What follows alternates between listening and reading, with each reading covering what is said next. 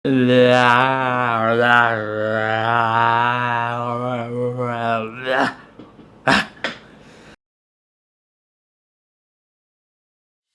pa maging videographer? Yes, mahirap. Pero guys, take note, hindi imposible. So kung ikaw ay isang aspiring videographer, baguhang videographer, na uhaw matuto at hindi alam ang gagawin kung paano magsimula, don't worry, andito ako para turuan ka ng skills and experiences ko sa larangan na to. Pero bago yun, ako pala si Jeremiah Rosales, isang wedding and events videographer and also studio owner na almost 10 years na sa business na to. Guys, alam nyo ba, maswerte tayo ngayon kasi yung mga information na gusto nating matutunan nandito na sa internet. Hindi kagaya ng panahon namin dati na wala pang YouTube, wala pang tutorials na gumagawa katulad ng channel na to na magbibigay ng impormasyon para matutunan mo ang isang craft. Way back 2016, nag-enroll ako ng first workshop ko sa Manila. So, medyo expensive kasi from Samar pa ako, puntang Manila. Hindi katulad ngayon na isang search na lang, makukuha mo na kagad yung information na gusto mo. Kaganda rin sa workshop, marami kang nagiging kaibigan na same kayo interest. So, lumalaki yung connections mo. Pwede kang magtanong sa kanya, magiging friends naman kayo.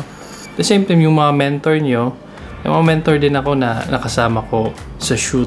Sa shoot talaga. So parang nag-apprentice ako. So, laking bagay yun na naging parang nag-OJT ako. So, nagpapasalamat ako sa mga mentors ko na pinayagan ako sumama sa mismong event nila para makapag-observe sa work nila. Ano ba yung mga galawan nila?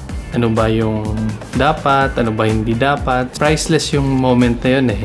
Sa channel na to, willing ako mag-share ng tips para makapagsimula ka na. Number 1, you must have a camera. This is the Canon 60D.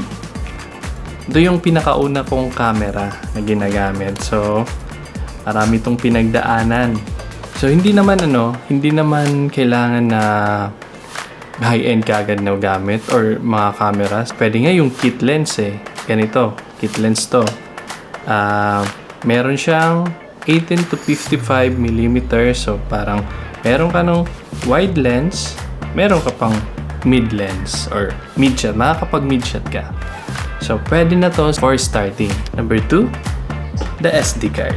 So, ito yung brand na ginagamit ko kasi subok na talaga to. SanDisk. Baka naman. Number 3, laptop or PC. Ito yung laptop ko ngayon. So, yung specs ng laptop ko is Intel Core i7, 32GB RAM, naka RTX 370. So, hindi naman kailangan hain kagad yung makina nyo. So, pwede namang mag-start kayo sa Core R5. Okay na yung pang-start. Basta kailangan capable lang or kaya lang niya ma-edit yung materials. Number 4, lenses. Kailangan din natin ng lens. Kaya nga pinakita ko kanina, kit lens pwede. Kung gusto mong maboke, pwede ka mag-invest dun sa prime lenses. Prime lenses is mostly wide open yung aperture niya. Number 5, tripods. So, kailangan din ng tripod natin para may stable yung shot natin. Hindi naman kailangan natin hawakan palagi natin yung camera. So, yun, kailangan natin ng tripod para maging stable yung shot natin. Number 6, light. So, take note, sa filmmaking, importante ang ilaw.